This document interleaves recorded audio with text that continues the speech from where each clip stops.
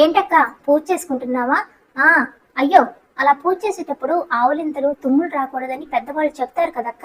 Sudden గా అలా వస్తే మరలా వెళ్ళి స్నానం చేసి రావాలంటారు కదా, మరి ఇప్పుడు ఎలా? అయ్యో చెల్లి, భయపడకు. దీనికోసం మరలా వెళ్ళి స్నానం చేయాల్సిన అవసరం లేదు.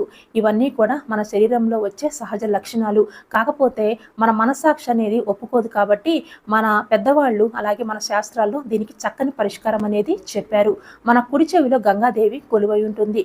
కుడి చెవి మీద కుడి చేతితో ఈ విధంగా పట్టుకొని అలాగే కుడి చేతి కింద ఎడమ చేతిని పెట్టి గంగా గంగా గంగా అని 3 సార్లు, లేకపోతే విష్ణురు విష్ణురు విష్ణురు అని చెప్పి 3 సార్లు స్మరించాలి. అలా కూడా మన మనస్సాక్షి అనేది ఒప్పుకోకపోతే దేవుడి దగ్గర గ్లాసులో అంటే ఉద్దరణిలో నీళ్లు ఉంటాయి కదా, దానితో చేతిని తడుపుకొని ఆ నీళ్లతో తలపైన చల్లుకొని యథావిధిగా ఎప్పట్లాగే మనం సంతోషంగా పూజ అనేది చేసుకోవచ్చు. అర్థమైందా చెల్లి? ఈ వీడియో మీకు నచ్చితే లైక్ చేయండి. Please subscribe to our channel.